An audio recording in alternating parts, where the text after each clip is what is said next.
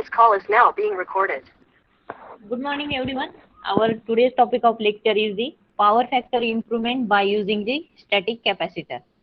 And this one is the diagram for the connection of static capacitor.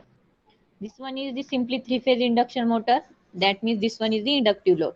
And that inductive load is responsible to lowers the power factor. Three-phase induction motor say RYB3 supply आणि inductive load असल्यामुळे काय होणार आहे ते power factor decrease होणार आहे किंवा lagging मध्ये जाणार आहे.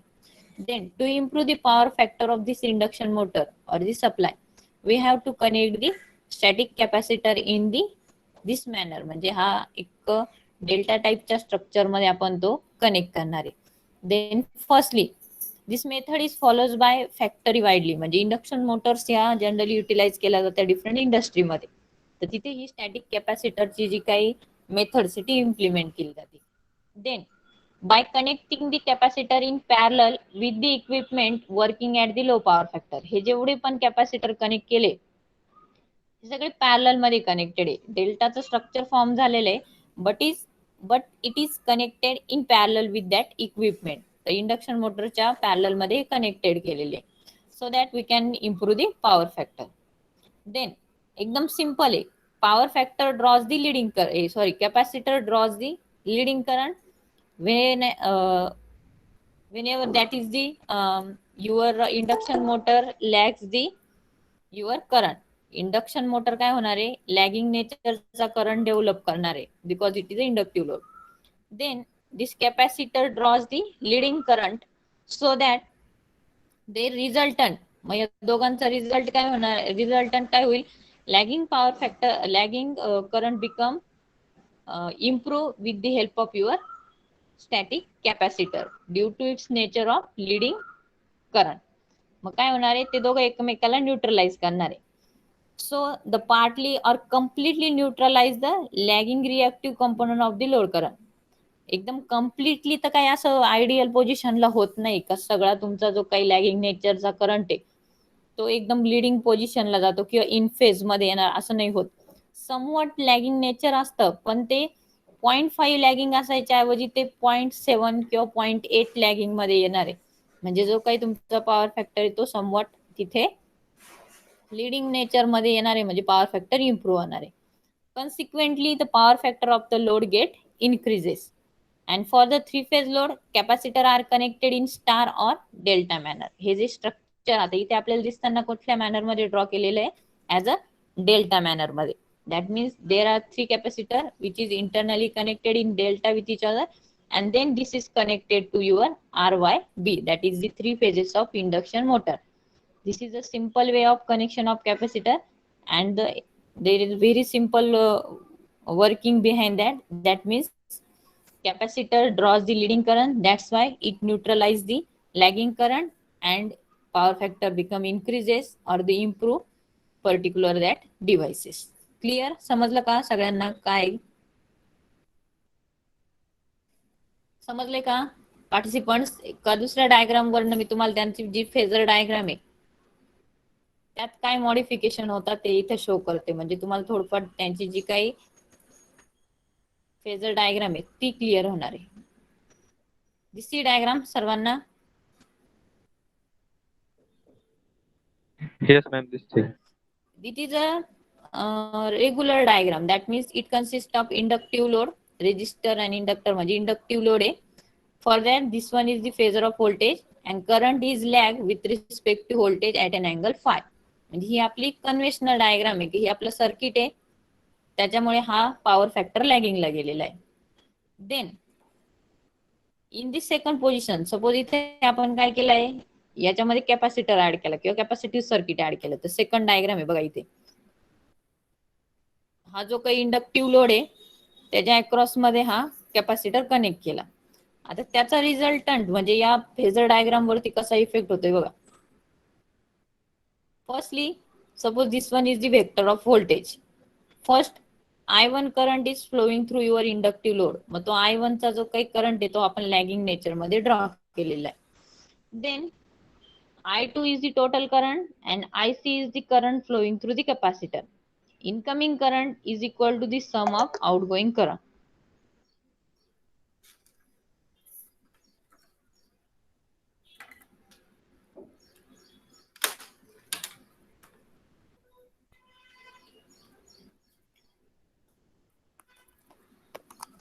डायग्राम वरनं काय आयडेंटिफाय होतंय, I2 is the incoming current, I1 current flowing through your inductive part and IC is the current flowing through capacitor.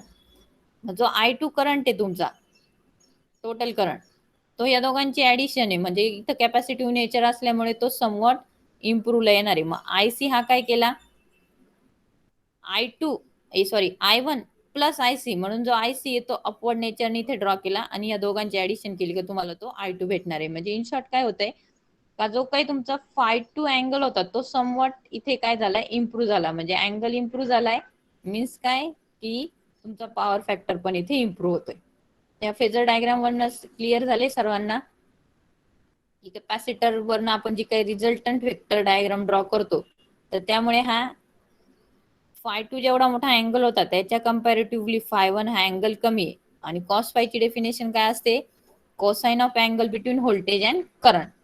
मग इथे cos फाय घेतला तर तो लॅगिंग मध्येच येणार आहे आणि इथला cos फाय घेतला तर तो समवॉट टुवर्ड्स दी लीडिंग पोझिशनला आपल्याला त्याची व्हॅल्यू भेटणार आहे. क्लिअर, समजलं का स्टुडंट्स? पार्टिसिपंट रिप्लाय करा.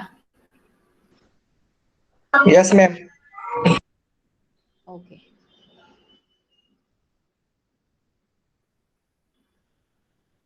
then next point of the your syllabus is the avoidance of low power factor without using power factor improvement device. मग सपोज जर आपल्याला सिस्टीमचा पॉवर फॅक्टर इम्प्रूव्ह करायचा आहे but without use of any power factor correction equipment, तर ते कसं होऊ शकतं, कोणाला सांगता येईल का?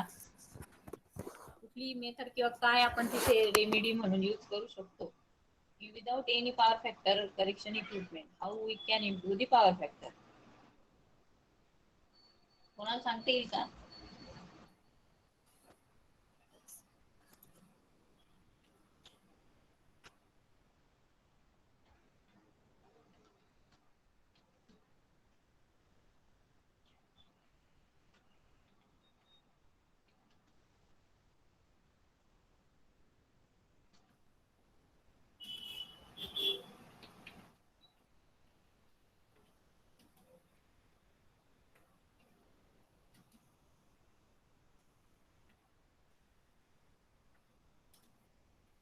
पार्टिसिपंट,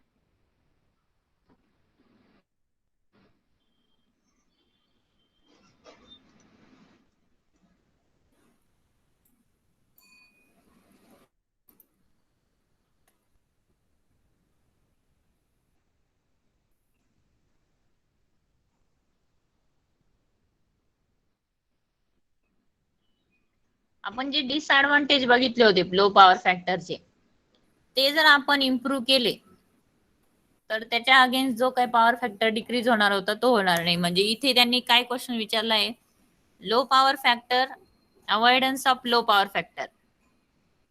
लो पॉवर फॅक्टरलाच अवॉइड करायचंय, पण जर तो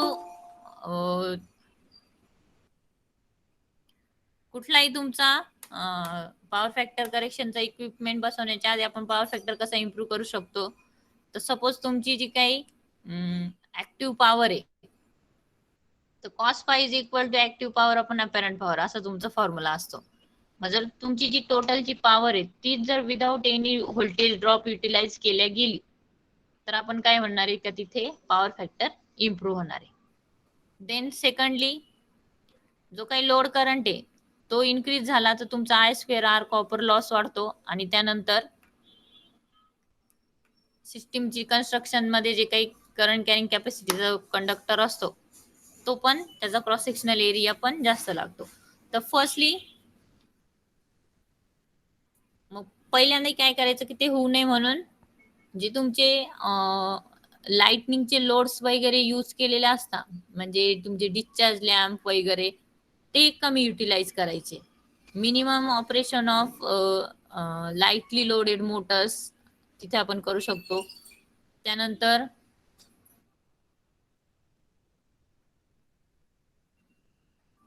install the variable frequency drive system to lightly loaded induction motor.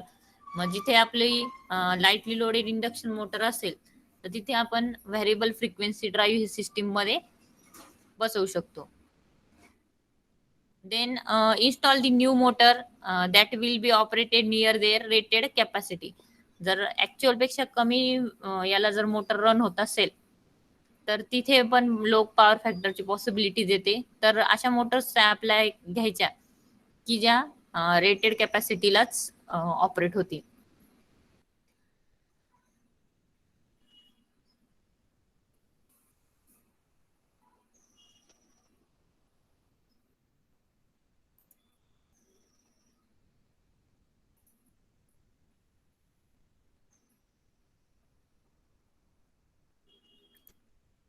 ठीक आहे. पण पार्टिसिपंट पॉईंट समजले. जे डिसएडव्हान्टेज जे पॉईंट आहे ना त्याच पॉइंटला फक्त अदर लँग्वेज मध्ये त्यांनी कन्वर्ट करून विचारलंय. तर ज्याच्यामुळे पॉवर फॅक्टर डिक्रीज होतो.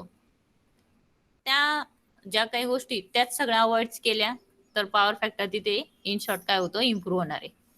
नंतर आपण जे स्टॅटिक कॅपॅसिटरची जी थेरी बघितली तर त्याचे काही समवट ऍडव्हान्टेजेस आहे की ही जी काही मेथड ही आपली म्हणजे त्याच्यामध्ये काही ड्रॉबॅक्स पण आहे आणि काही ऍडव्हान्टेजेस पण आहे. तर फर्स्ट ड्रॉबॅक्स किंवा मग आपण पहिले आपली ऍडव्हान्टेज बघू आणि मग त्याचे ड्रॉबॅक्स आणि त्यानंतर मग त्या ड्रॉबॅक्सला ओव्हरकम करण्यासाठी जी दुसरी मेथड इम्प्लिमेंट केली ती आपण बघूया.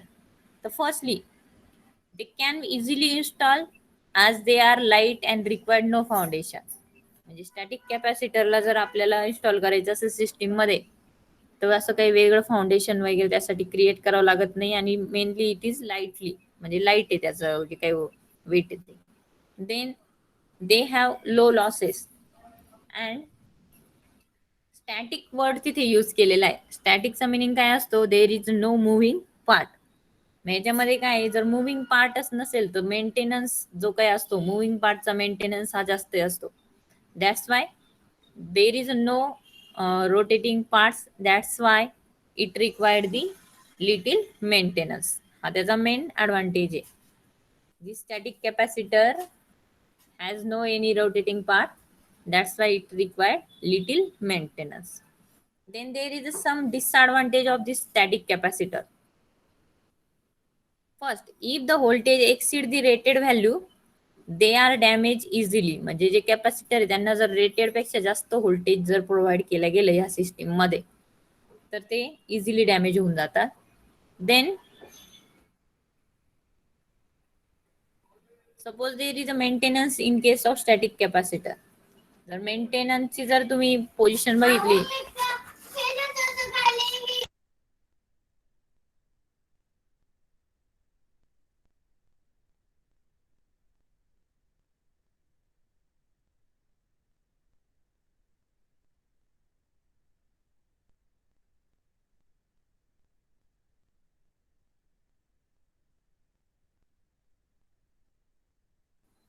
am I audible participant?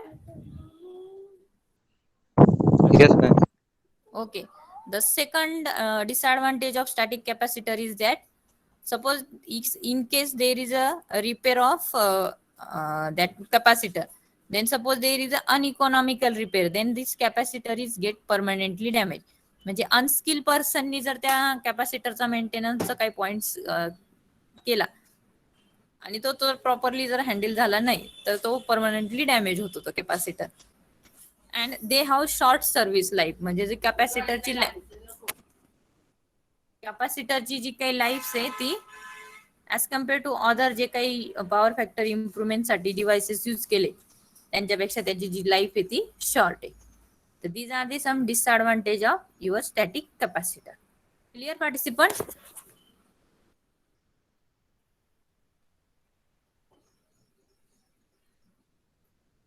Participant clear?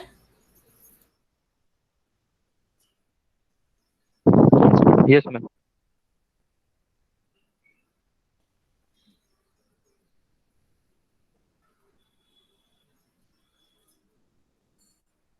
Then next point is the most economical power factor. तर त्याचं एक डेरिवेशन आहे, ते आपल्याला स्टडी करायचं आहे. तर मी स्क्रीन शेअर करते, ती शेअर झाली की सांगा मला.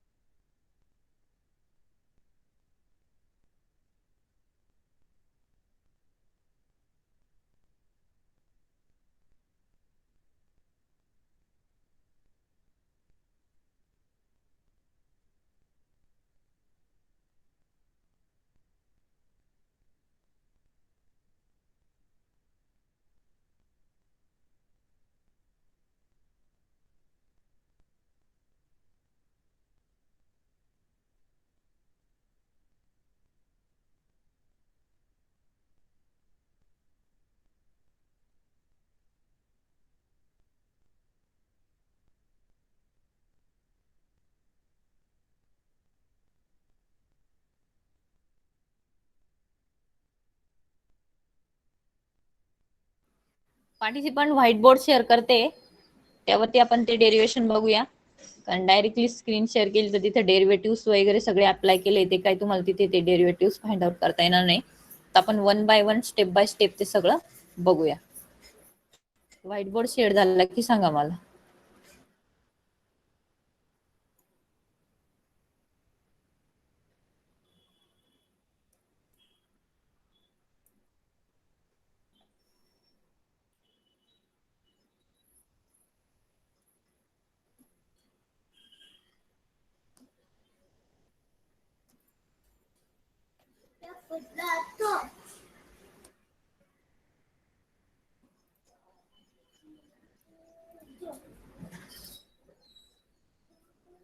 पार्टिसिपंट व्हाईट बोर्ड दिसतोय सर्वांना?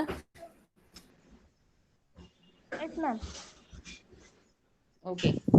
Firstly most economical power factor means what. 2 marks साठी तुम्हाला याची डेफिनेशन विचारली जाते. What is mean by most economical power factor? तर कोणाला माहिती का what is mean by most economical power factor?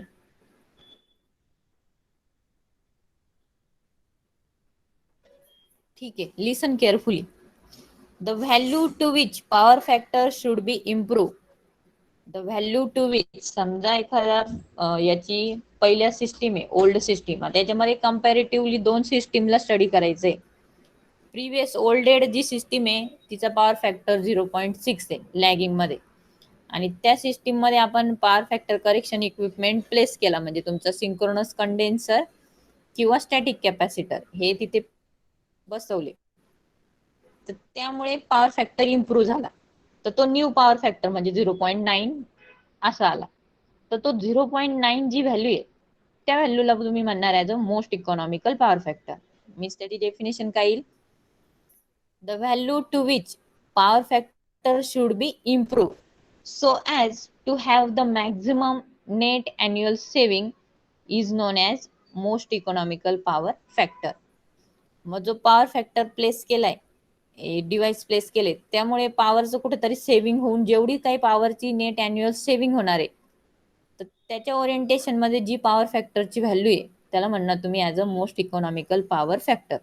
मी परत एकदा डिफाईन करते वाटलंच तर.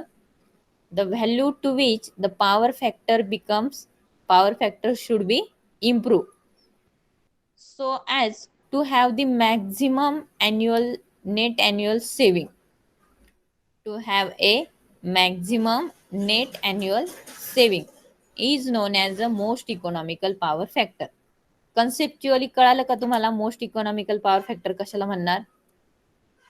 ओल्ड एज सिस्टीम आहे, पॉवर फॅक्टर लो आहे, डिव्हाइस बसवलं करेक्शनचं, पॉवर फॅक्टर इम्प्रूव्ह झाला, मग जी इम्प्रूव्ह झालेली व्हॅल्यू आहे त्याला आपण मोस्ट इकॉनॉमिकल पॉवर फॅक्टर म्हणणार. पण त्याच्यासाठी एक टर्म्स काय आहे का, तिथं नेट अॅन्युअल सेव्हिंग झालं पाहिजे तुमच्या एनर्जीचं जे काही असेल ते. ठीक आहे, समजलं का स्टुडंट? डेफिनेशन म्हणजे मग डेरिव्हेशन स्टार्ट करायला.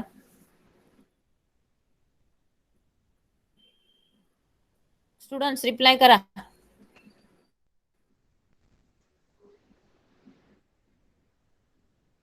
Yes ma'am. ओके, तर फर्स्टली मी एक डायग्राम वरती ज्या काही टू सिस्टीम आहे ओल्ड आणि न्यूली इम्प्लिमेंटेड त्या दोघांचा आपल्याला ट्रायंगल म्हणजे इन शॉर्ट तुमचा जो पॉवर ट्रायंगल असतो तोच ड्रॉ करायचा आहे, but in terms of VA KVA KVA R त्या टर्म्स मध्ये.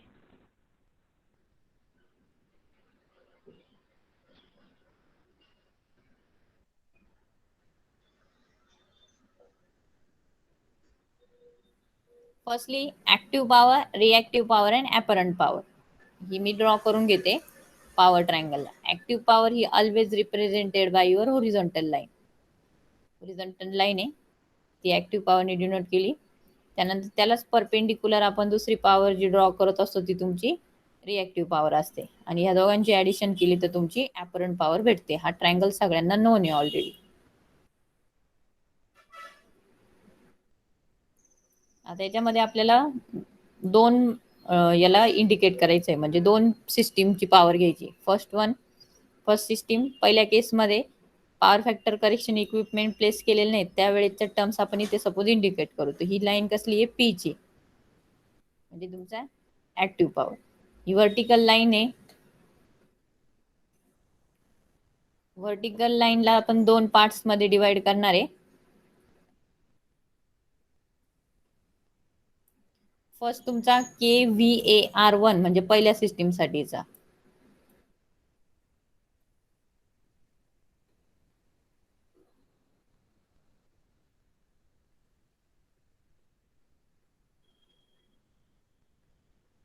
KVA राहिले आता इथे, एक minute.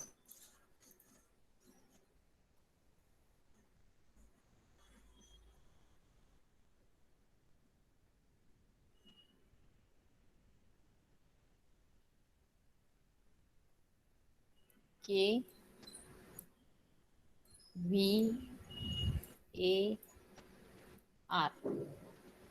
That is kilo volt ampere reactive first, म्हणजे रिएक्टिव्ह पॉवर फर्स्ट ती इथे डिनोट केलेली. देन हा जो ओव्हरऑल ट्रायंगल आहे त्याला नेमिंग देऊन घेणार आहे. फर्स्टली OAC आणि B. हा तुमचा ओरिजिनचा O, हा A, लास्टला B आणि त्याच्या मिडलला C इंडिकेट करायचा. ते B आणि इथे आपण हा दुसरी ही फर्स्ट ॲपरंट पॉवर, पहिल्या रिएक्टिव्ह पॉवर आणि फर्स्ट ॲपरंट पॉवर, इथे दुसरे रिएक्टिव्ह पॉवर आणि दुसरे ॲपरंट पॉवर. सेम ट्रायंगलला आपण फक्त काय केलंय, दोन पार्ट्स मध्ये डिवाइड केलंय. हा फर्स्ट ट्रायंगल सेकंड सिस्टीम साठीचा, म्हणजे power factor correction equipment place केल्यानंतर हा दुसरा तुमचा ट्रायंगल ऑप्टेन झाला. आणि हा जो फर्स्ट ट्रायंगल आहे हा without power factor correction equipment, म्हणजे ज्यावेळेस तुमचा कॅपॅसिटरच बसवलेला नाहीये त्यावेळेस हा पहिला ट्रायंगल कन्सिडर होईल. मग ही इथपर्यंत C पर्यंतची जी काही लाईन्स आहे तिच्यासाठी आपण नोटेशन घेणार KVAR2. KVAR2 A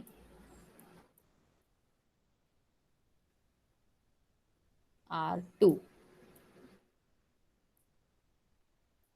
इथपर्यंत.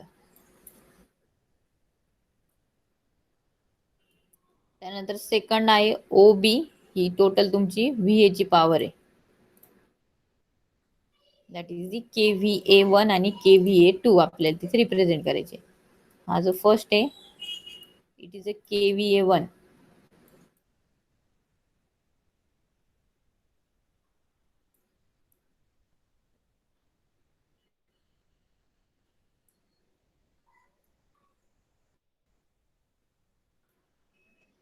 This one is the KVA1 and this middle part is the KVA2.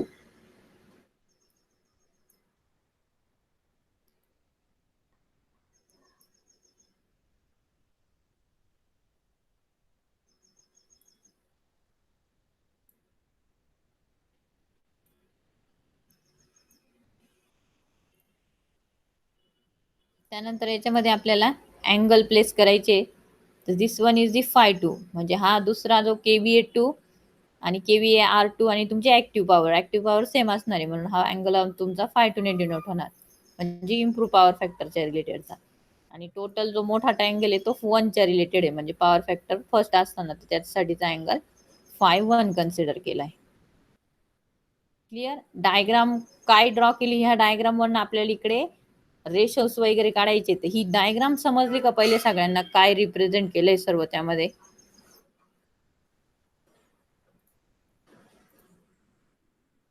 Participants reply करा स्टुडंट्स.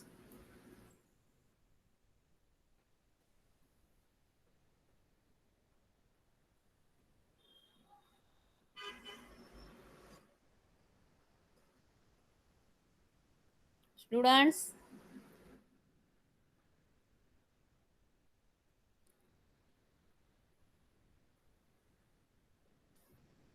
परत एकदा सांगता. ओके, ठीक आहे. Listen carefully. Total power triangle आपल्याला ड्रॉ करायचं आहे दोन सिस्टीम साठी. फॉर एक्झाम्पल इंडक्शन मोटर आहे तुमची, तर इंडक्शन मोटरला आपण रेग्युलर सप्लाय दिलाय, त्या केसमध्ये ऍक्टिव्ह पॉवर रिप्रेझेंट केली, त्याच्या रिलेटेड ची रिएक्टिव्ह पॉवर हा मोठा जो ट्रायंगल आहे AB पर्यंतचा, ती ड्रॉ केली, त्याला KVA-R1 नेम दिलाय आणि ह्या दोन पॉवरची ऍडिशन केली तर तुमचा हा हायपोटेनियस भेटला, तो KVA1 भेटला. It is related for your first system, म्हणजे ज्यावेळेस फक्त तुमचा लोड कनेक्टेड आहे, सपोज इंडक्शन मोटर कनेक्टेड आहे. मग सेकंड पोझिशनला आपल्याला काय करायचंय, तर त्या इंडक्शन मोटरमुळे जो काही पॉवर फॅक्टर लॅगिंग मध्ये जातोय तो इम्प्रूव्ह करायचा आहे. मग त्या इम्प्रूव्हमेंटसाठी आपण तिथे सिंक्रोनस कंडेन्सर बसवलं किंवा एखादा स्टॅटिक कॅपॅसिटर बसवला, तर ते पॉवर फॅक्टर करेक्शनचं इक्विपमेंट बसवल्यानंतर हा जो अँगल आहे तो इम्प्रूव्ह झाला, म्हणून KVA-R2 ही सेकंड रिएक्टिव्ह पॉवर झाली आणि KVA2 ही सेकंड तुमची अपरंट पॉवर झाली, म्हणजे या ट्रायंगलची ऍडिशन. तर हा तुमचा phi2 हा इम्प्रूव्ह पॉवर फॅक्टरच्या रिलेटेडचा अँगल रिप्रेझेंट करतोय आणि phi1 हा रेग्युलर तुमची जी सिस्टीम होती without placing of power factor correction equipment, ती इथे डिनोट केलेली.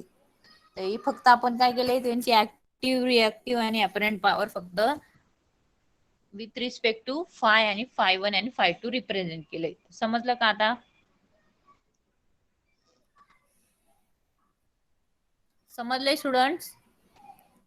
Yes ma'am. ओके, आता आपण नेक्स्ट लेक्चरला आहे ना याच्यावरचं डेरिवेशन स्टार्ट करू.